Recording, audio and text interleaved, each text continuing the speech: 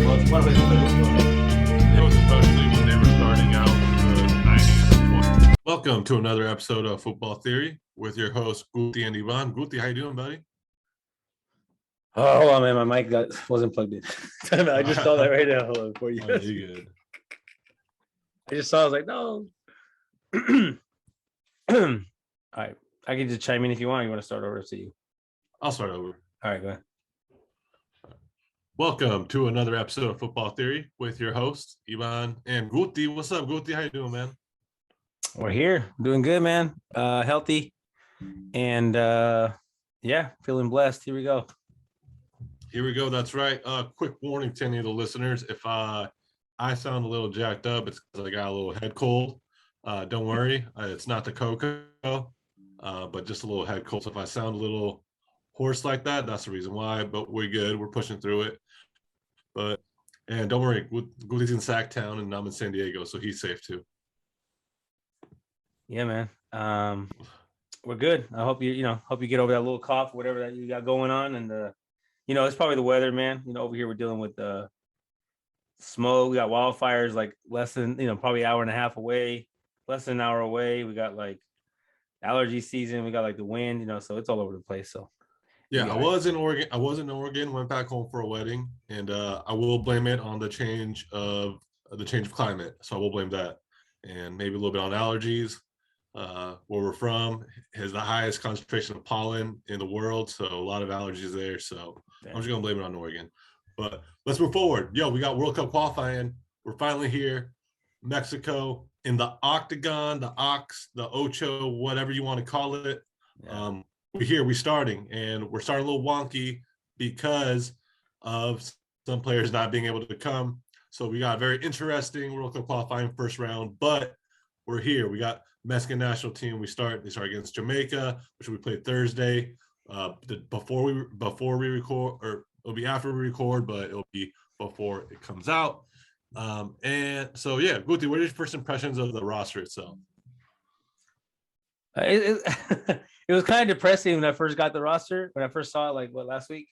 At the beginning of last week, I saw the roster and I was like, dang, that's really what we got going forward, huh? But I think it was just the fact that people, including myself, are hurt for not getting the result, demanding the team to win everything they play in. And so it's okay. I mean, it is what it is. It's the team we have, but I think people want to see a lot of change. And I don't know if right now is the time to just do all that change, without having a game of preparation, so it's okay. It is what it is. And it should still be enough to take care of what you have in front of you, these 3 games. Yeah, I think we're gonna get caught up in the idea of, in general, I think we all do it, of just wanting this overall influx of new talent and all these things like that, instead of kind of a progression of it. I think we kind of do, because one, we could easily do that like in a video game, right? We could do that in FIFA. We can just new players, let's go, let's bring them all in. You can't really do that on this national team. You can't really do that more than the national team stage, because I think so much in these small little pockets are about finding the right balance of chemistry, and you can't replace everybody at once, something like that. You kind of have to incorporate little by little. There are some things in the roster I personally don't like the goalkeeping. If Ochoa's your guy, cool, but then after that, you got to bring in some new you got to bring in some new players. You know what I mean? There's some new fresh blood. No keeper under 30 for Mexico again, and it's starting to become like kind of being a dead horse and being a same drum with this, especially the goalkeeping situation. Yeah, no, that's definitely, I know that's one of your sweet spots, keeper, and I've always loved goalies. I'm a big fan of just goalies, so I'm with you too. I think it's something I was saying since last cycle, though, so I don't think it's a Tata thing too. I think we know it's been going on for at least, a while, and the problem is you're not giving the opportunity to a young one to just be there in the mix. There's already a FIFA day anyway, so it's not like they're missing their club games. And I know Acevedo's injured, so we can kind of give Tata that benefit of the doubt, but we still don't think he probably would have called him anyways. So it's when the fans are asking for a keeper, just listen to the fans, man. I know you're the coach, but listen to the fans. That's what we want. We're not even asking you to put him in, and it's kind of the same thing. Actually not the same thing. I'm sorry. The only one that's actually been given a shot that young was Ochoa, was given a shot to not even start, obviously, but be able to be in the mix. Ochoa was benefited of like, being on Club America, right? We know the power Televisa is, and like finding a way to get him on the roster, even though he was really talented. There's other guys that probably were going to be more ready to play at that time, and players weren't given the shot. I feel like Chuy Corona was always kind of stuck behind someone, but he was at least being called. I do feel like Ochoa was, he was given that pass, like, oh, you're young, keep coming, just keep coming. And then he got overlooked. That's a different story. But the point is, it's sad to not see like the development of keepers coming up, especially like you're making it seem like there's no goalies in Mexico. There's Mexican American goalies, and there's a bunch of them in Mexico, playing. So it's like, call one, at least one, or call two. They're not gonna play, right? I mean, like, they're not gonna play, so it's okay. Yeah, I mean, very Chivas or anti-America comment by you with a young Guillermo Ochoa, but I'm gonna go past that and move forward. Hey, prove me otherwise. Me, prove me otherwise. Well, I mean, I think he proved it himself, but we'll move. I digress. I think with like Jonathan Orozco at 35 years old, there's not a place for him on this national team. You know what I mean? No, there never You're was. taking 4 guys. You know what I mean? Gota at 34, like, yeah, he might have earned it back in the day, like 3-4 years ago but now he's not going to be a starter, or he's not even going to be the backup anymore. You're talking about guys who are the 3rd or 4th string, and the truth is they're not going to see the playing field. So why not bring in Ochoa or someone new, someone younger who's earned it? And I think that's my biggest peeve. And I know in the past, like, it's happened in other cycles as well, where they've gone with kind of older keepers and haven't put in a young keeper. But other cycles are at least 4 years old now. So that means these keepers are all 4 years older than what they were last cycle. So it's even more of a mishap that's happening now, because as time goes on, they're getting older and there's less and less of a reason to bring them all in. So at least you could say, like, last cycle, they're all 4 years younger and they're more in their keeper prime. But now, Talavera's 8 years old. If Ochoa's going to be your starter, and I think he's done good enough and done well to be your starter, I think you got to mix it up. And so I'm very disappointed in the keeper aspect in that. So yeah, I think that's my biggest peeve. And then, when you move on to the defense, I mean, just get, like, Julio Dominguez is being on the roster at 33 years old is kind of a head scratcher for me. I know he's had a dip or two with the Mexican national team, but has never really established himself. And I think that's kind of the one that's a little confusing for me, I think. It is weird to see Kata, but I do feel like, I mean, following his whole career, right? Like, he's like my age. I've seen his whole career. He's deserved it a long time ago. Like, I mean, he did. I mean, like, me right now, it's like too old or whatever you're thinking. But like, he's kind of those guys that like just kept playing, and he just kept playing with his club team. And it's like, and I know there's younger guys that could just step in, but it's like, it's almost like, I don't want to compare him to him, but Hector Reynoso was kind of like, okay, just kept playing, just kept staying relevant. Or Palmera Rivas, for Tigres, that just kept playing. And when you need a center back, it's like, well, he's there. I mean, he's 30 something, or like the Comandante, right? Pereira, like these older guys are like, I don't know. I don't think it's for the future, but we also have to realize that the World Cup qualifier group doesn't have to really be the guys going to the World Cup anyways. You're just trying to get to the World Cup first. The World Cup's like what, more than a year from now? So like, I know and I know that's why we're also upset why these guys aren't getting shots now, when it kind of like get their feet wet like keepers. But like for defenders or other guys, like position players that really need to play now, like, I think we just need to win. We just need to qualify. And then later on, we're going to figure it out. I mean, you're not going to tell me Cata Dominguez is going to the World Cup. You're not going to tell me that Jonathan Orozco is going to make the World Cup roster. I don't think so. So I'm hoping it's just a group to get us qualifying, get guys from Cruz Azul that are playing well, get guys that are like kind of doing good. And then we just start over, kind of get a new group in the next 6 months. Yeah, absolutely. And, the midfield, I think there was a good little mix of a lot of players we brought up a little bit ago of kind of the players we wanted to see. And so for that, I think the midfield might be the one I'm least surprised in, maybe besides David Ramirez being on the roster. But I think other than that, it's a good mix and a eclectic mix of players, both from young players and as well the Olympic guys, as well as some of the guys who've been there. I don't know about you, what you thought about that, but I thought this was the one part of the roster that kind of made the most sense. Yeah, it was probably the weakest like section of the field that we had in like the past, but now I think it's like the strongest. Like midfield is like a really good group as far as like there's a bunch of dudes that could just kind of step in. They're all a lot of them are very similar in the way they play, and so I think Tata's just trying to figure it out. I'm glad to see players like I said, I think he really likes Jonathan Dos Santos, and I like him too. He's good for like 60, 70 minutes, and then Sebastian Cordoba, they're really trying to get into that next level, and he has the talent. We've seen it. So yeah, I mean, another player I'm kind of like waiting for him to kind of crack and start doing it, like they say he does, is Alvarado, El Piojo Alvarado, but he's cool. I mean, he'll be a solid like sub here and there, and obviously, Guardado somehow found his way back. Guardado found his way back, man. That's right. Only 11 caps away from being Mexico's, I believe 11 from being tying for Mexico's all-time appearances, 12 from actually breaking it. And I think if he would do it, that'd be pretty remarkable. He's going to do it. I mean, they're going to keep calling him. He's got it. I think, and there's definitely a conversation to be had about his trajectory once he gets close to reaching it, because it was never smooth sailing. It was never somebody, he was never as marketed as a Jonathan or as a Gio or Abela. He never got that kind of love. He has battled, played second division, has almost missed a couple World Cups and battled back. So I think maybe, as he gets closer to that number, we should take a moment to look back. Forward wise, Raul Jimenez was called, not allowed to leave by Wolves.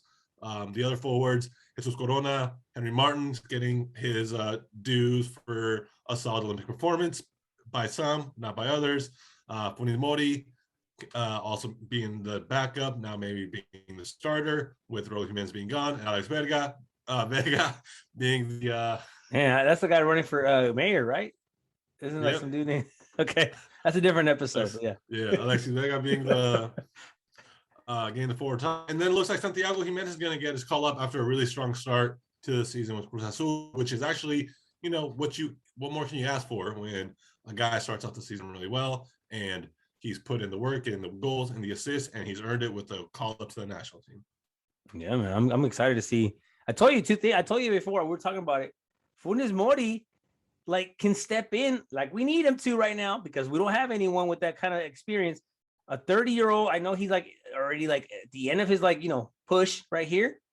It's like, that's a good pickup for Mexico. Funes Mori was a great pickup because you're asking, okay, JJ Macías to step into that spot. No, he's not ready yet. He's not even showing that he's ready. He doesn't even want it. So you're like, okay, you have a guy with experience who scored more than 100 goals in Monterrey. He's not no chump. You know what I mean? He's a solid player. He'd be playing anywhere else usually. He could play anywhere else.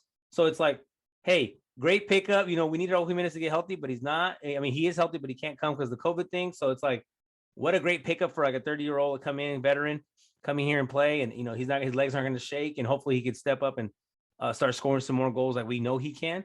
And I'm excited to see Santi Jimenez. I mean, it's sad that it takes all these restrictions in FIFA to say, no, your forward can't come, for Tata to have to call a youngster, thank you for calling this guy finally, give a chance to these younger dudes. And I think we've been waiting for Santi Jimenez. I mean, he hasn't really earned it right in La Liga. He scored a couple goals here and there, but right now he's starting off hot. We got to get him in there. Let's go. Yeah, absolutely. And I think, the Funes Mori part doesn't bother me because he, like you said, he's 30. He's right at his peak. He's perfect for this cycle because he's not going to probably get past it. So it's perfect if you're getting a player who's hot at the moment to come and step in and give you exactly what you need. And this roster's still good even when you consider the fact that look at the players that aren't going to be there. Hector Herrera, when you look at Arteaga, when you look at Vasquez, when you look at Linus, and when you look at Lozano. So those are 5 guys right there who whether injuries or just or Eric Gutierrez, guys from Europe who are either injured right now or haven't really adjusted well enough to the beginning of the European season. So it's going to be a challenge without some of these players, but it's also an opportunity for some of these guys to really step up for the Mexican national team during this qualifying week. Yeah, it's time for them to do it. I think I'm set to now see Cubo Torres. No, I'm just kidding. No, but I just see these other guys, and that's another topic maybe for later, but I'm starting to hear Arteaga's not going to get a shot. I'm starting to see he's on the blacklist too. So and I guess people are saying, oh, the problem is the coach. Then he can't control the guys. And it's like, well, is he the coach, or is it the players really just not respecting the position, and the coach is saying like, this is how it's going to be here, and like these are men, these are professionals, they're representing a national team, and it's like, if you're not going to follow the way we want it to be, then I don't know, whether we agree or not, right? So I don't know. I hope Arteaga's not on that list because he's a solid player. Yeah, I hope he's not on that list either. And when you talk about, you are dealing with professionals, but you also are dealing with men. And when you deal with men, you have to have a certain level of respect both ways, right? You see it. If you want to talk about someone abusing, or a coach or a directive kind of abusing or not treating men with the respect that a man deserves, even though they're professional. Just look at Arsenal. Just look at the way the coach obviously doesn't have the players' trust and interest. Why? Because his hand has been too heavy in the way he's been treating them. And so what you don't want is that to happen, right?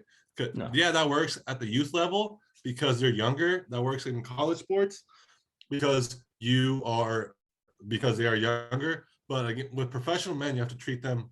There's a certain level of respect too. You know what I mean? There has to be a little give and take. You see that all the time, I think, in the NFL or in the NBA, when these college coaches go up to the NBA, NFL, and try to have the same level of discipline and kind of dictatorship that they do over college students. That doesn't work in the NBA. It doesn't work in the NFL, and doesn't work fast because those guys just kind of don't deal with that kind of heavy hand. And so I think there's a lot more of a gentle touch that's needed. There's a level of like, I don't like being like the players coach. I don't like those kind of coaches. That's not my style. I kind of like, I'm okay, whatever. Like Piojo's kind of like that. Like, I'm just get all the guys and just yell at them and whatever. And I'm gonna look out on it, we'll just run. And that's what he does. But like Tata, I'm not saying it's him and his heavy hand. I feel like maybe these guys aren't respecting, like, for example, like, when Vela, because we think Vela's on the list, right? We think he is. We don't know. But when he had a conversation, he flew out there, talked to him, and he's like, his mind's not here. He's not gonna beg him. He's not gonna beg, Carlos Vela. He's not gonna beg, Chicharito, if doesn't want to ask for forgiveness for whatever he did. It's like, I feel like being an outsider like Tata is, he comes in, he's like, you guys want me to call these certain players. I get it. They're big names, but to me, it's like, I just need to win games, whatever I can. I don't think he has a loyalty to a group of players, which is one of the things I do celebrate when we have a coach that's from the outside, is that he kind of comes in and just does what he wants to do. And so, I guess there's, like I said, there's a balance, right? There's a balance between laying down the law and be like, hey, I know they're family guys. They're just trying to make it work. But, I think there's got to be some kind of like, hey, if I call you for the Olympics or I call you for something, like, we need you to go, man. Like, I know you're tired, but like, everyone's tired, and I need you to go because, we know how that turns out for a lot of players who take vacations and they don't ever get called again, man. So I hope he's not on that list. I hope it's, something else, because he's playing well and he's playing minutes, so we'll see. Yeah, I hope he's not on the list either. Maybe it's just a punishment for this call up, because when you look at the left back also, I think he is someone that Mexico could definitely use. No, we're not at the luxury to let guys go like that. No. And it's not long-term thinking either for you to punish somebody permanently if he didn't want to go to the Olympics or something like that. You know what I mean? So especially, then that situation is so much different than somebody like Carlos Salcedo, who looked like he was completely acting a fool with the national team. And so with Tata, with Salcedo being like, you know what, I'm not going to call you again because what you did during the Gold Cup was ridiculous. That, I think, is different than punishing somebody like Arteaga, who was a little younger. And the Olympics are the Olympics. It's also a U23 tournament, and it is the Olympics. So that kind of balance, compared to being at the camp and acting like a complete fool with the way Salcedo did, which incredible that he pissed off the fans and the coaches and looks like pretty much everybody on the national team. But he's been doing that for a while, but it was like very blatant against that Canada game. Was like, what are you doing, dog? Like, calm down. Yeah, I know. And then grabbing the ball and shoot the PK, like, dude, take it easy. So yeah. Do you have any predictions for starting lineups? I personally don't have.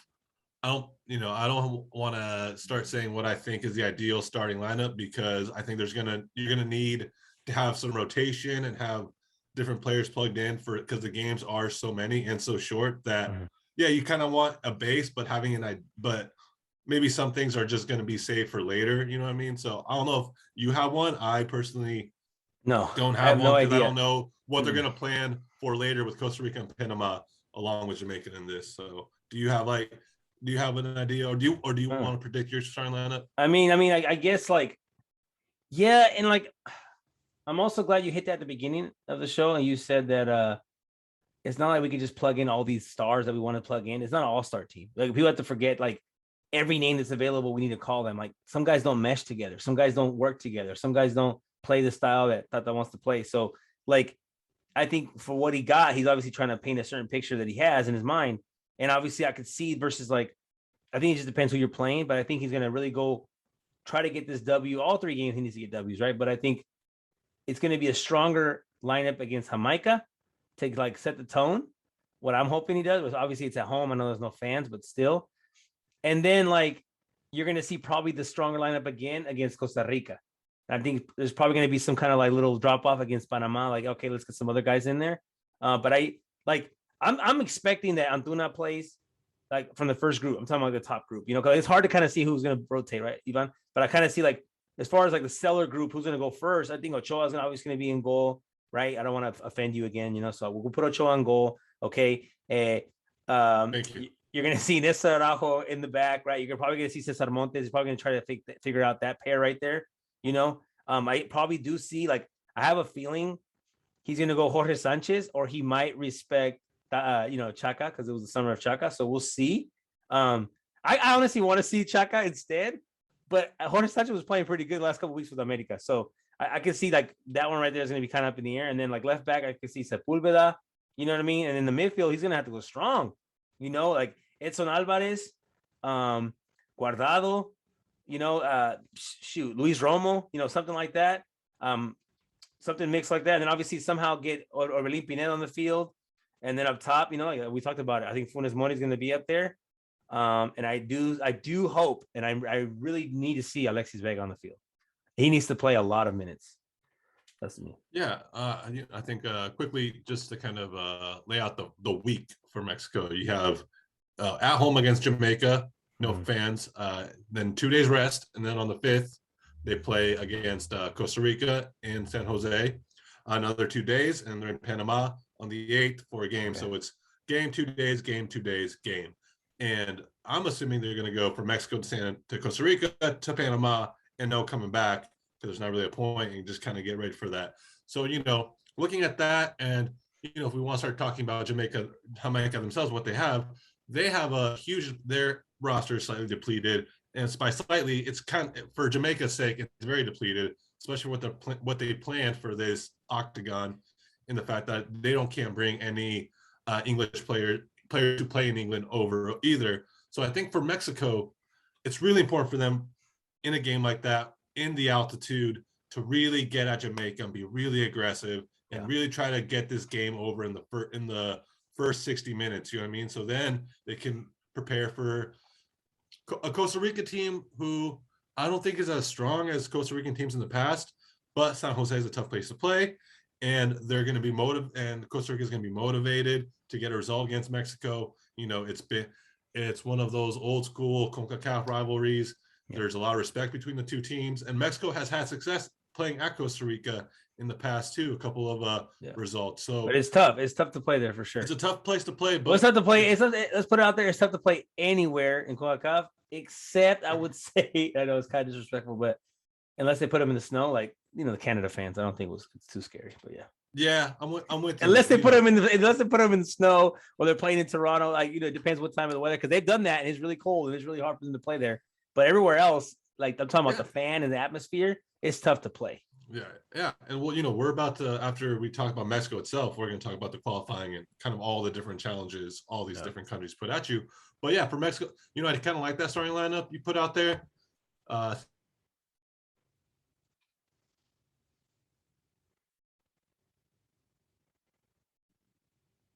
you're breaking up.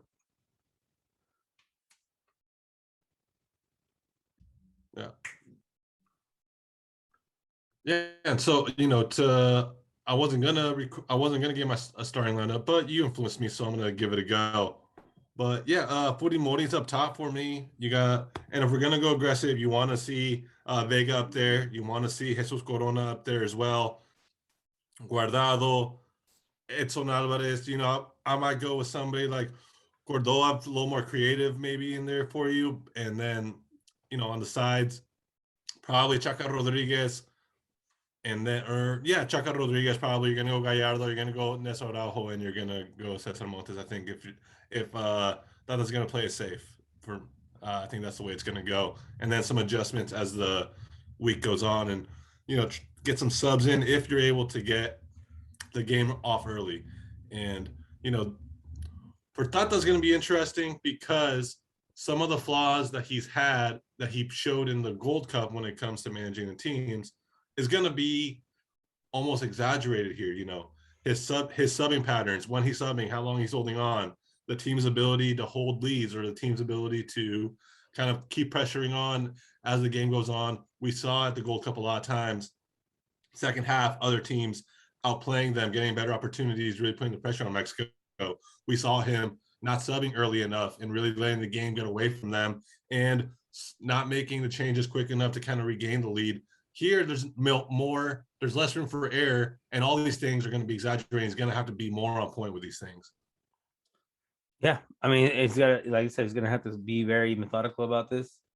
The subbing, the who you goes in for what, how many minutes, time management, workload management, all that stuff. But I also, I don't know about you, but I'm just curious to see the style of play. Like, are we going to go down the line? Are we going to try to put crosses in against the Jamaican defenders? Like, no, like we need to start, we need to play on the ground and, play to the advantage of the Mexican players. So, we'll see what they do. The good thing is Funes Mori is really good in the air. But, the Jamaican keeper is, Blake's going to be there, right? And Blake's a beast. So, yeah. It's going to be a good game. Jamaica's not going to be a walkthrough at all. None of these games are going to be. No, they're not going to be a walkthrough. And, moving forward from Mexico, now, as you mentioned, no teams are going to be a walkthrough. The first round of games, the ones on Thursday, Canada host Honduras, Panama host Costa Rica, Mexico host Jamaica, and El Salvador host USA. A lot of intriguing matchups. It'll be interesting right off the bat to see teams like Canada against Honduras, because we've mentioned in the past, Canada is kind of on their way up in terms of quality in the region. Honduras might be on their way down in terms of the next round of talent they have. Mm-hmm. So when these two clash, these are the kind of games, especially Canada at home, they have to get a result early on. They have to really give themselves a good chance at moving forward with them and getting victories at home. Yeah, it's time for them to kind of prove like, oh, okay, you're hosting the World Cup. We said next time you're trying to get into this mix now. You got a young group. They're doing better at recruiting. They got some like academies growing up in Canada, some MLS academies. So, I think Honduras is going to be just, bro, they're going to be tough, man. You know what I mean? Honduras is going to be tough. Honduras is like, that's probably a team that scares Mexico more than Costa Rica at the moment, but we'll see. Costa Rica is hard on the road, at least they scare me. I always felt like Honduras is very, I don't know, man. They don't back down, dude. It's like any team, right? They don't back down to Mexico. But yeah, Canada's gonna have to show it, man. Canada's have to show it against Honduras. I do see them winning the game, but we'll see. Like you said, Honduras is kind of on the way down, Canada's on the way up, and then I'm just looking at this whole like schedule. There's some good games, bro. It's like Gold Cup again, but this is like better. This is better because I just feel like Gold Cup, some guys kind of play on cruise control, even though they shouldn't. I know the stadiums are full, whatever, but I feel like, I don't know, it's like a different vibe. I don't know what you think, but I think Copa Oro has a different vibe than the World Cup qualifiers for sure. It's like, World Cup qualifiers, you're at home, you got home stadiums, and there's different things, involved. Yeah, man. I mean, you look at that Panama Costa Rica game, the first game of those two, and Panama were in the last World Cup, and a lot of that kind of felt like a reward for that last generation, the Baloy generation of Panama players. Panama's the only team that wasn't in the quarterfinals of this last Gold Cup. So, where are they at now entering this phase, right? Because we have some ideas of where Jamaica and Canada are at. We have some ideas of, and El Salvador, we have some ideas of where Honduras and Costa Rica are at. Panama, where are they? Are they completely starting this new cycle going, of talent? Where are they in the middle of all this? Because we think we have an idea of these guys, but of where most of their teams are. But for me, I think Panama's kind of like the one wild card of it for the most part. And so that home game against Costa Rica, so big, especially when all these other teams really have Mexico circled as when they're in their cycle, when they're in the cycle of games. So they can't lose the focus of getting ready to play Mexico later in the week to draw games against Costa Rica. Yeah. The Central American teams definitely have their own little rivalry, right? Like they go against each other at a different pace. Costa Rica, El Salvador, Honduras, right? Panama, Guatemala when they're in there, but they're not here this time. But yeah, those teams go at it at a different pace. So I think, yeah, those are the games you got to get. Like it's almost like you got to get those lower ones because I'm not saying Mexico's way better than Panama, but they are. And USA is also not going to lose to Panama. I just don't see it anymore. That generation was an 8-year generation that did really well. They almost made the World Cup both times. If Susan Graham, Graham doesn't score that goal, or Graham Susie, whatever her name is, if he doesn't score that goal and helps Mexico, Panama's in the World Cup, at least in the repesca, right? They're in the playing game. So like Panama technically almost made 2 World Cups. They made 1. So I think, like you said, that generation's gone. They're definitely in rebuild mode, but they at least have that kind of experience. Like, dude, we've been to a World Cup before. Like we were at the last World Cup. Like, let's roll, or not last World Cup. Were they last one? Or the one before, right? Yeah, the last one. Oh, yeah, last one. Yeah, we were at the last World Cup. We scored 1 goal. I know we got killed like 6-1, whatever, but we were at the last World Cup. We were there. We got some experience. We got guys that are in there, so I feel like kind of the same swagger that Costa Rica kind of played before. Like, they had that great run in Brazil, so yeah, it's gonna be good. That's a good game to watch. Panama did okay in the Copa Oro. They're the only ones, right, out of the 8 that didn't qualify to the next round because Qatar was there. So yeah, we'll see. And then the top off all the games tomorrow, El Salvador USA, which is fascinating because I think El Salvador left the Gold Cup with some of the most surprising and hyped paper. Considering where they started the Gold Cup into where they're ended, I think they gained a lot of respect. The plan that Perez has put in with the national team, I think, has been great. And it's a fantastic opportunity for them. I don't think they're going to fear the USA. And the USA aren't careful. This is a complete catch-em game where the USA has all these talented players playing in Europe and all these high clubs, but this is exactly the type of atmosphere when people talk about it's not easy playing in CONCACAF in this qualifying in this region. The first game in qualifying at El Salvador is the exact type of reason why.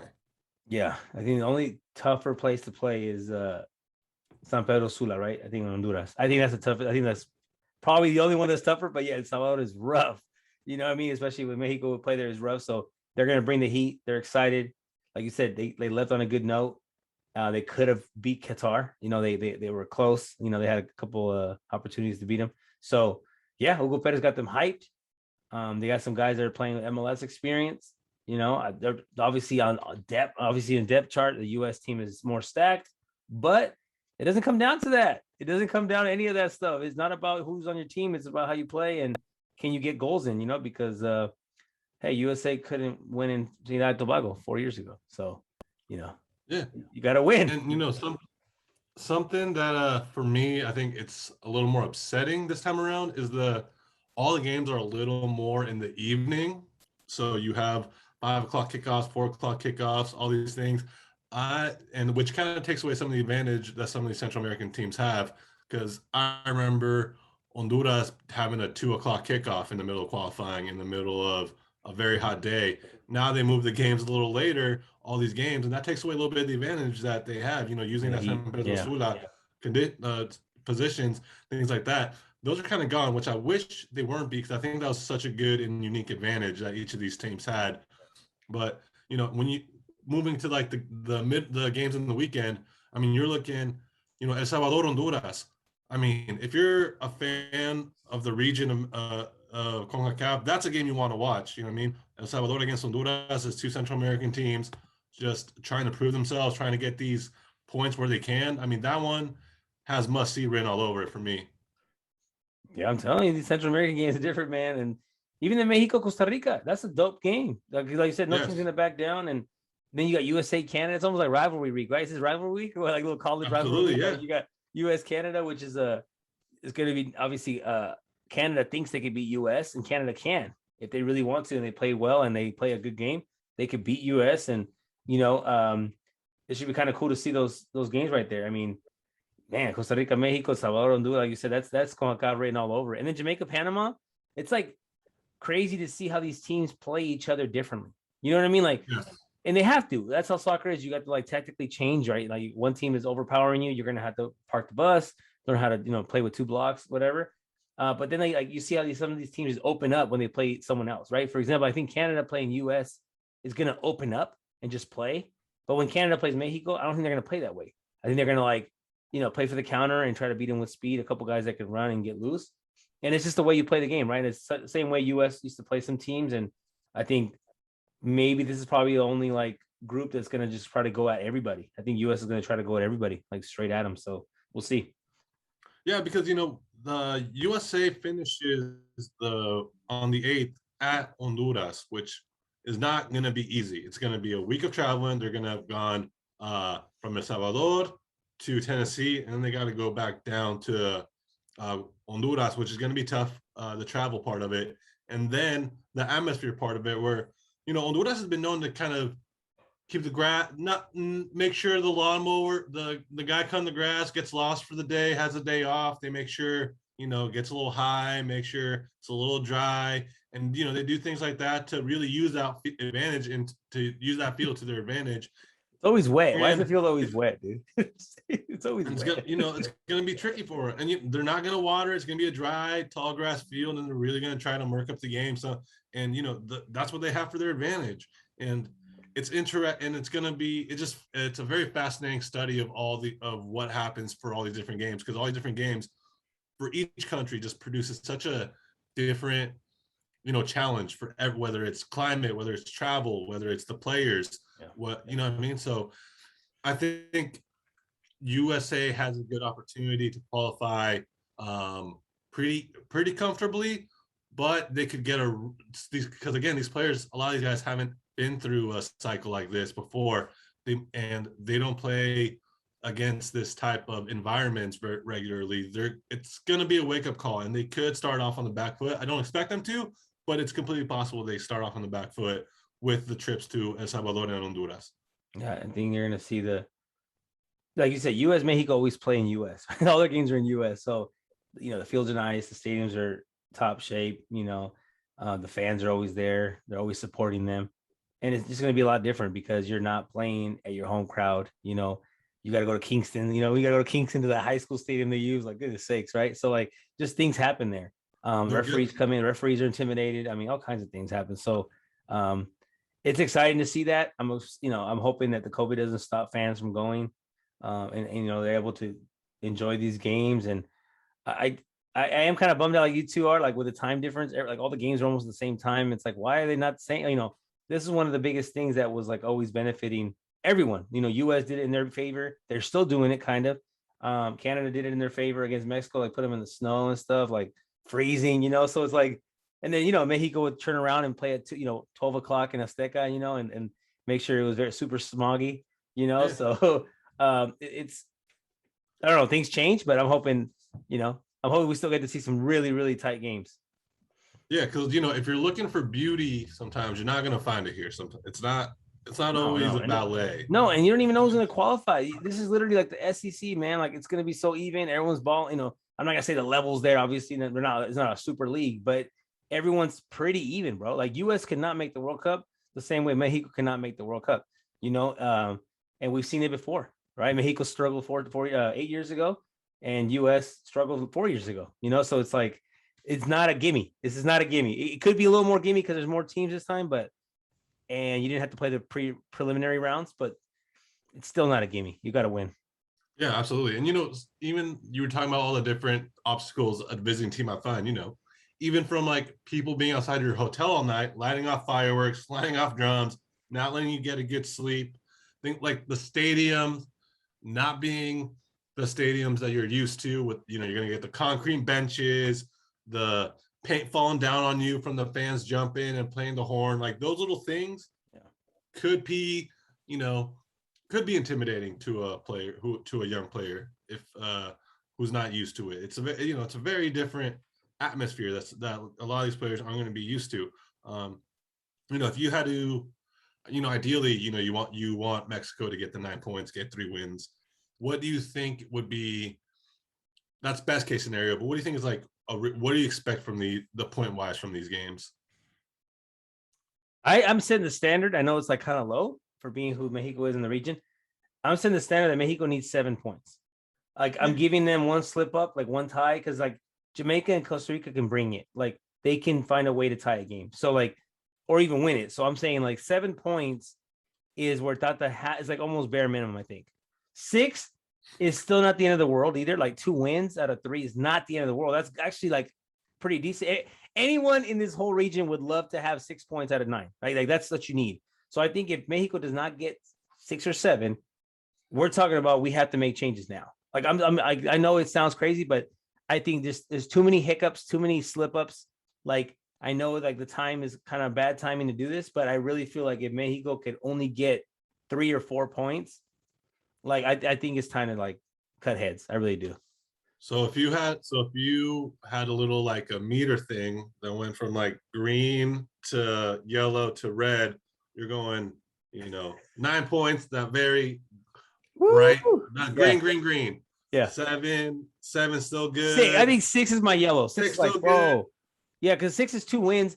And the way we played like recently, right? Like 5's going yellow, but it's starting to tip, and then 4. Now we're in the red. 4's in the red now. 4's obviously in the red because like if you're anyone else, you're cool with 4. Like if you're Panama, you're down with 4. I think Panama, Honduras, El Salvador, even Costa Rica, Jamaica. I think they're excited with 4 points. Yeah, like a win, a tie, and a loss is cool. Let's get out of here. Let's move on.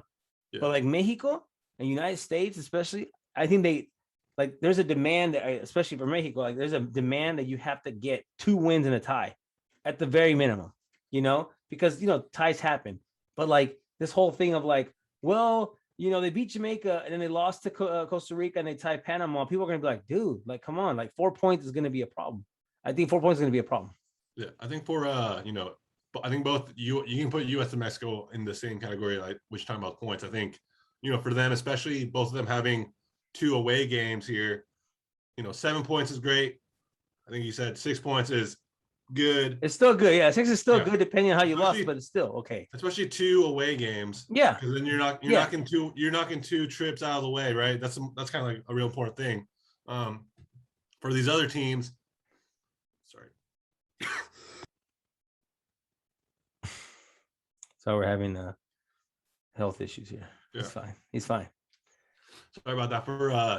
For these other teams, if you get 4 points and you host twice, now that's a little bit of a problem. If you get 4 points and you were away twice, you're talking yourself in like you're still in it. Last thing you want to do is start off bad in this qualifying because it's so hard to catch up, really, right. Especially with more teams. Right. Well, that's why I'm telling you the ties are okay, because knowing how the other teams play and their strategy of not allowing goals, you get into those games that Mexico had in Copa Oro where like they were getting by with a 1-goal win because it was like tough to get by. Like teams are just, you had to score. You got to be on it. You got to force, opportunities. So I just, I don't think, I don't know anymore, but I just don't think Tata can escape this problem if he doesn't get at least 6 points. I just don't see it. Like, I just don't see them saying like, oh, it's fine. It's fine. It's like, no, it's not fine. Like, like we can't start a World Cup qualifier out of 9 points, get 4. You know what I mean? So I think 4 is definitely I think that's got to be it, man. I know I'm not the boss and I have no control of this, but I think 4 is it. You got to change the whole project up quickly.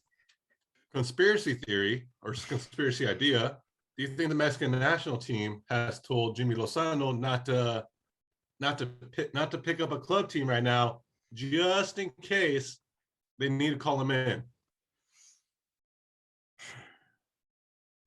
I could see that. Yes, right? I could see that. They probably told him, "Look, because he knows it's not crazy." So conspiracies they're sometimes cool because they have like truth behind it. There's 2 things you just said. One, don't sign with the team right now. First of all, it's mid-season, so who are you going to sign with, Jimmy? That's going to be a good idea for you. Like Chivas is a good project for you, but not in mid-season. Not in mid-season, right? Or any team, but not mid-season.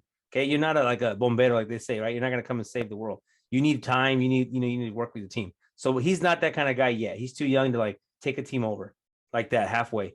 And so they're probably telling him that. And number 2, like, yeah, you say like, they're probably saying, hey man, like we know Tata didn't win these finals, but we can't blame him for these finals. Like we can't blame him for the first one.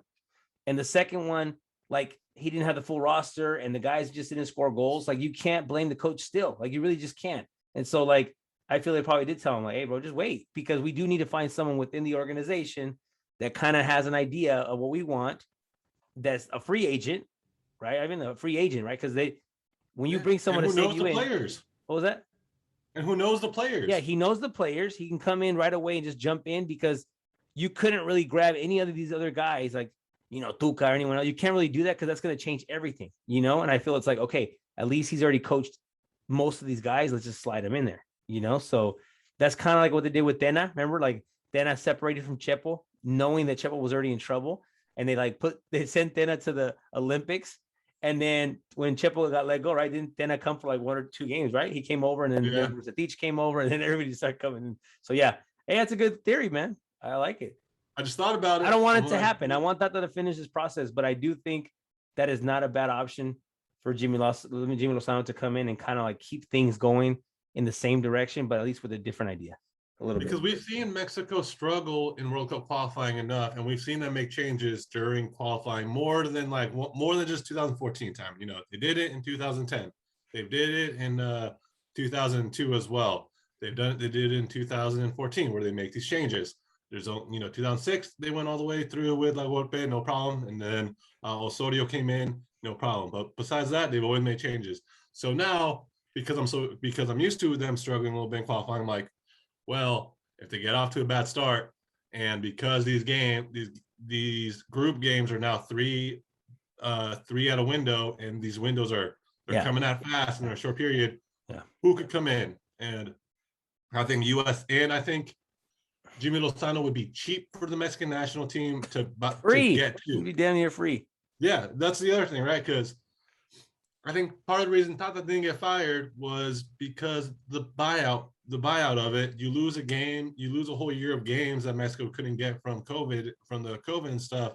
They don't have a lot of money. They don't have as much money as they usually do to spend and to replace these things and to make buyouts. So I guess my head was just thinking, like, if we needed to call in somebody, who could we do it? And maybe they just told Jimmy, kind of keep him on retainer, like, hey, like, you're not attached anymore. He said his goodbyes to the youth project now, but don't pick up anybody just in case. Don't pick up Pumas. Don't pick up Chivas. No, don't pick it up yet, because it's not a good time for him to pick it up either. Like it's not a good time yet. Like I said, there's an opportunity for this. Stay in the system. It's this qualifiers are right now. It's probably not the most qualified coach for that. I know, like, just because he fits in because he knows the guys, yes, but we know there's other guys that could probably come here right away and like kind of just do it and make things happen. But yeah, man, I think there's a good conspiracy theory. No, I would be surprised if the FMF said nobody contact Jimmy. Don't call him to pick for your team right now. Yeah. Let the season go on, because by November when the qualifying starts, that's over halfway through. So I think at that point, that'll be 8 games. There'll be 6 games left. At that point, Mexico will have a good idea where they stand. You know what I mean? They will have a very good idea about where they are, how much they need to automatically qualify, what do they need to be in the top 4, whatnot, and then they can kind of give the green light. I mean, and it's the Mexican Federation. It's not the shadiest thing they've ever done. If this is like some plan that they have. No, and he's like kind of like he's already in the system. He doesn't want to mess that up. And we've seen other guys. We've wanted other guys to make that jump, and they never been given opportunity, like a fair opportunity. Like Chucho Ramirez, who won the first, U17 World Cup. We always like, oh, he'd be great for this. Like, and then he just died, right? Went to America and it was over. Now he didn't physically die, but his career died. And then like other players, like other coaches like Potro Gutierrez, who like had 2 great cycles with the U17 national team, and he went to the Olympics and did the whole thing, U20 World Cups. And you're like, okay, he's got to make the jump, and he doesn't do it. So it's like, dang, like there's these Mexican young coaches that should be given opportunity. But you've said it before, and we've also said there's like a different path. Like there's national team coaches and there's club coaches. You know what I mean? And I feel like Jimmy, if he's smart, he does this. He does what you said. He kind of just stays here quietly and waits for his shot. Because let's say he picks up a Chivas team, and then in the first 5 games he loses 3, and then it's like, bro, this guy sucks. And all of a sudden it's on him, right? So it's like, even though it's not on him. So I feel like there's like that kind of like, you got to kind of stay in this path or this path. It's kind of like college coaches and pro coaches, right? Like you're a pro player, you retire, you kind of stay around the pro teams, don't go to the college thing because it's hella hard to come over and cross over again, so we'll see. We'll see what happens. And, I think especially, with the last time they replaced a coach in the middle of it with Osorio, he wasn't the first choice. They had other choices that they couldn't get right away that they wanted to take over the national team and they couldn't. And so they had to go find Osorio. And so, I'm sure these things all kind of play in mind. Like if we need to make an emergency hire or a hire in like between the September and October window or the October, November window, how can we find somebody quickly? So that's the other reason why, it would not surprise me that the FMF would tell Jimmy Lozano, like, hey, like, don't pick up a Mexican team right now halfway through the season.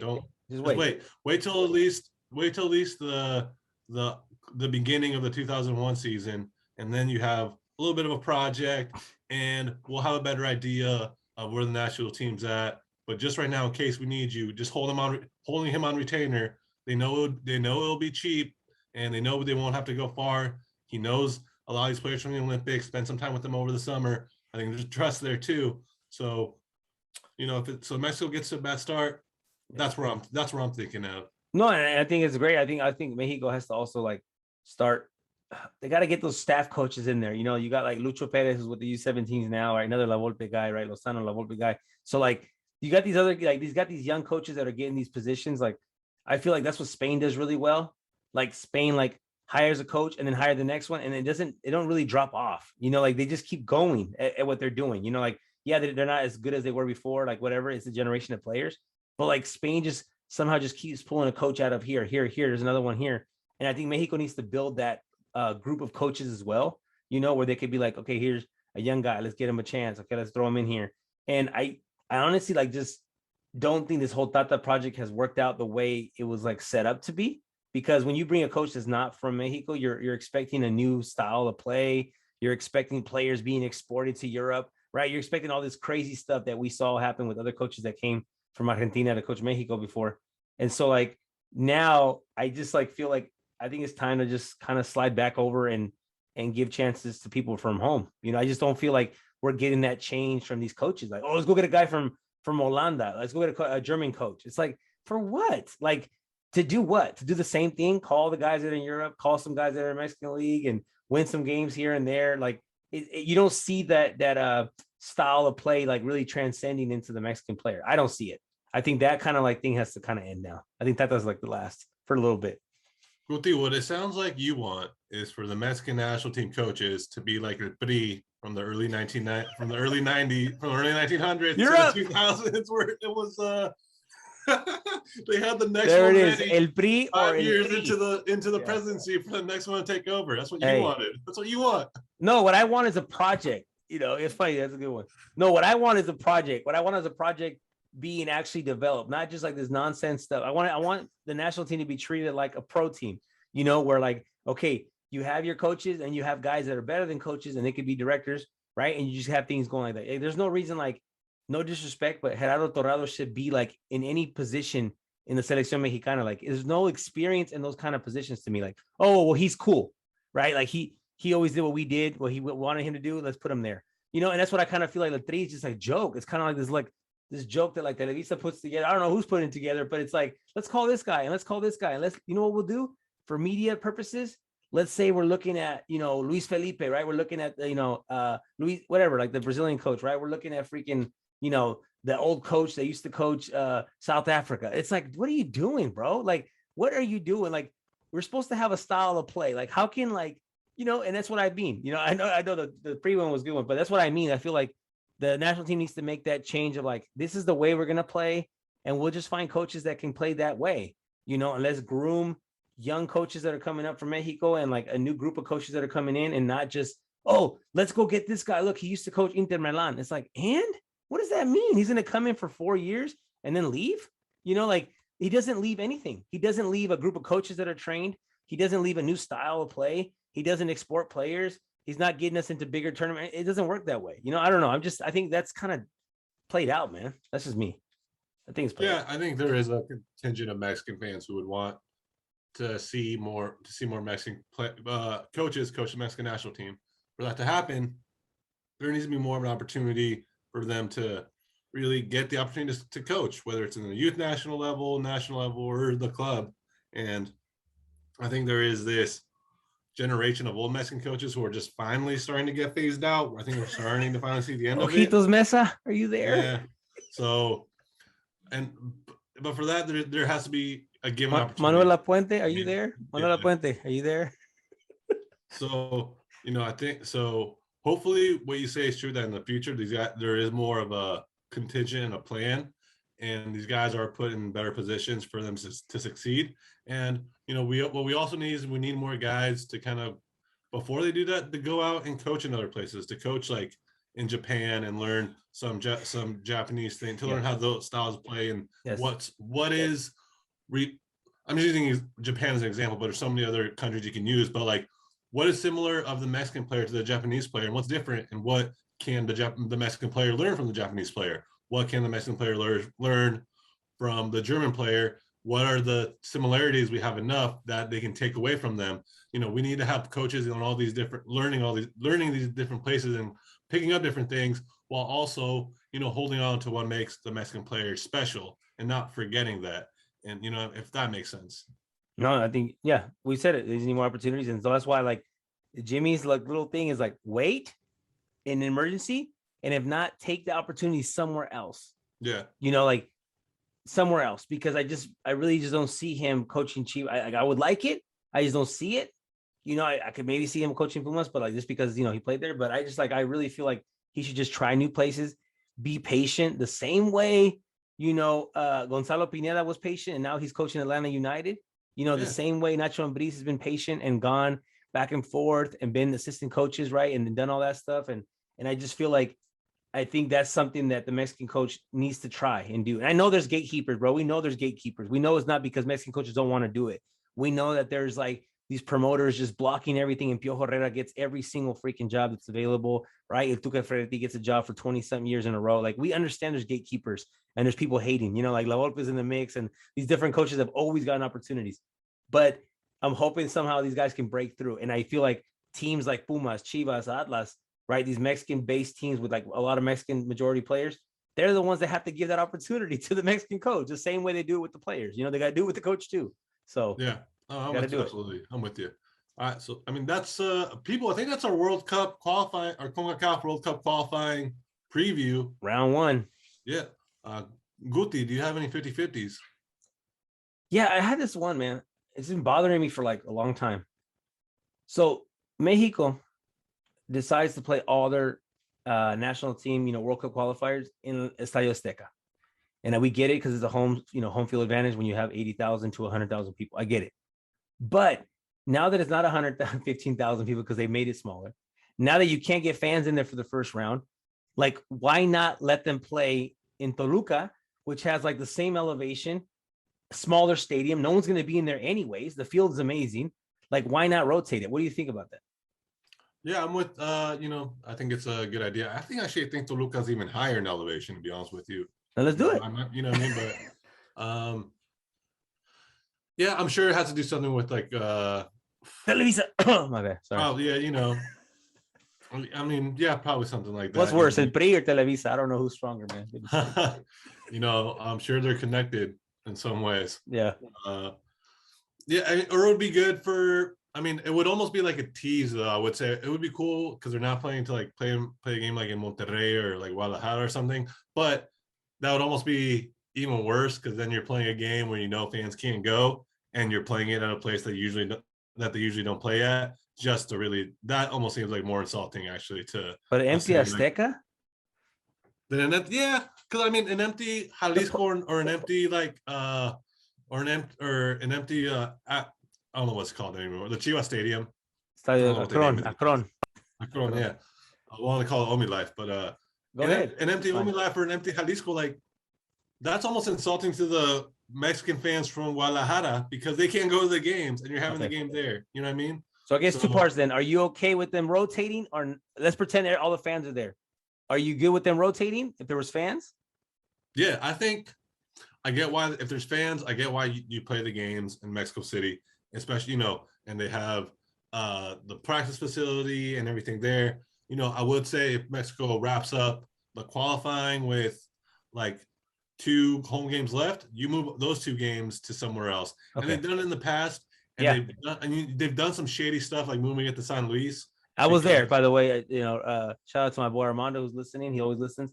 Him and I, we flew all the way to San Luis Potosí to watch them play against Trinidad Tobago. But that was shady no ticket because they were the same ownership as it was the same ownership as America, right? And they moved. That's why they moved the game there. I don't know what it was, but it was funny. They were the same because at the time they were the same owner. They had the same ownership. I think the time that one time you do rotate it, you go there. You're like, come on, but really? So that one is kind of weird, right? Put it in Tigres, put it in Monterrey, put it somewhere. Put it in put it in Monterrey's stadium, put it in Chivas Stadium. Give these people an opportunity to rotate and see it. Especially if they're hosting the World Cup in 2026, and these 2 stadiums are also hosting it. Give them an opportunity, give them a game. Okay. So I think I would like to see that rotation. Okay.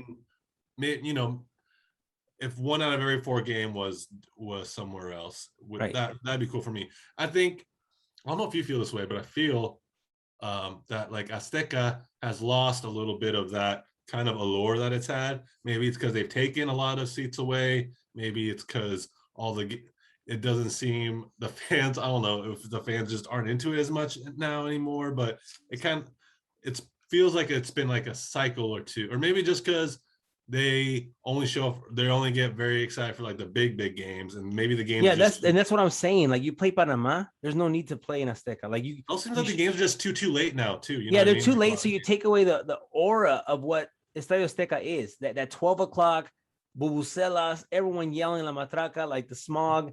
Freaking Miguel Sabas scoring on USA. Like you take all that away. Like by playing at night, you took away that advantage now. The weather. Right. And the smog. Number 2, like you said, it's smaller. I mean, 80,000 is not anything small. It's not small, but it's smaller than 115 standing capacity, whatever they used to have. So you took that away, and I do think the fans in Mexico City are like more hardcore, and they're like, bro, we're playing El Salvador. We're not going. Like, I'm not sending, because no one's spending their ticket like that, especially like, US is coming. I'll save my money for that one.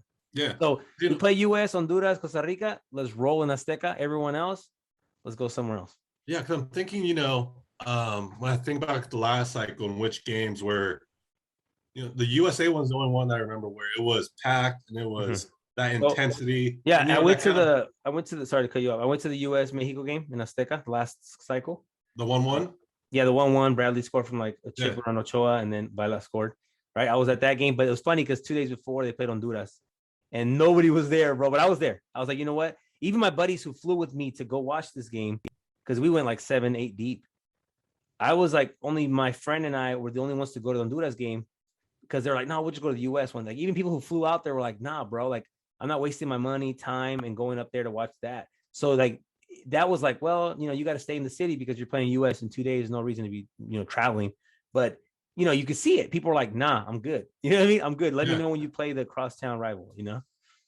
Yeah, and from that seemed like the only one where it had like that old Azteca feel where it's like it's trembling and they're on top of you, and it's really that vibrantness that you associate when Mexico plays. And for all the other games, I don't recall it ever being like that. And that was the only one that I remember that was earlier, right? It might have been like a 3 o'clock kickoff here. No, it wasn't that game. Oh no, the you're US right. game was no, it was like a 5 o'clock or something. It wasn't too late. It was like 3, 5, and you're right. Yeah, exactly. But that was the only one also that was not super late. You know what I mean? That it was like it was like a good time where it was like probably like maybe like 6 o'clock Mexico time, something like that. So when that compared to like a 9 o'clock kickoff, it just seemed to kind of get. It just seems like maybe you should play more games out because of that. Because these stadiums, it's hard to fill up 80,000, 90,000 stadium to begin with. That's what I'm saying. So like, play Panama and Guadalajara. Let the Chivas fan, Atlas fan, let them all roll up in there. Play Honduras. You can play Honduras in Azteca if you wanted to, but everyone else, like the smaller teams that you feel like you could, you should win without having a big fan presence. roll them out to even the Tigres Stadium. I know Monterrey's going to have the World Cup and let them play there, whatever. But either way, let the fans kind of regionally visit these games, like let them move around and see it. They don't get to play. They don't get to see any games because all the friendlies are here. So it's like, throw them a bone, man. Throw them a bone. You're playing Panama, or you're playing Jamaica. Play it in Monterrey. Who cares? Yeah. Oh yeah, you convinced me. So yes, you've convinced me. I'm with you. So you have the U.S. game in Mexico City. Have like the Costa Rica game in Mexico City. Have the games earlier if you're gonna do that, because I think that's when it really, Yeah, definitely. I think you should put 2 TBAs, or 2, to be determined.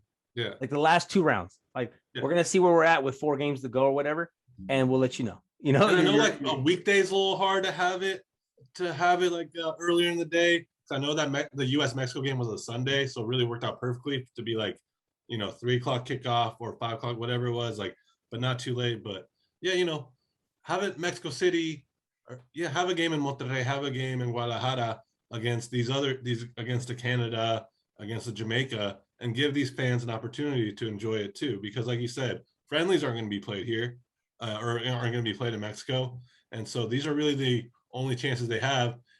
And so, yeah, you sold me. I'm in. I've got you. Ching ching. Yeah, yes, I'm in. Play. Yeah. And also like Mexico's so big compared to like Costa Rica or Honduras. Right. That's what I'm saying, bro. Like you're telling me, have other facilities. You have millions of people, and you have top level stadiums in Mexico. Yeah, we're in Honduras or like Costa Rica. There's only so many like national stadiums you can. They're like FIFA approved, right? Like where you can have all of. Yeah, everything you need to do it. Where Mexico, you have more than a couple of options. So I'm with you on that. Yes. Even I know they don't have like a crazy fan base that we know of, but Puebla Stadium's like top class, bro. It's so sick. Beautiful stadium. Leon's gonna make a new one. Show off these stadiums to the world. Let these people get a chance at this. Let the owners of these clubs get some money. Stop giving the same team always it's like Azteca doesn't look nice empty. It looks terrible. I don't want to see the Coca-Cola logos. If I see the Coca-Cola logo behind the goal, we should have played in somewhere else. Yeah, you're right. Yes, you sold me. Okay, so my 50-50 is you mentioned him actually. Pineda, he's starting off. Has been given the opportunity with Atlanta United after spending many years with Seattle as a assistant coach. How do you think it's going to go for him? Atlanta United have struggled a bit since Tata won the MLS Cup.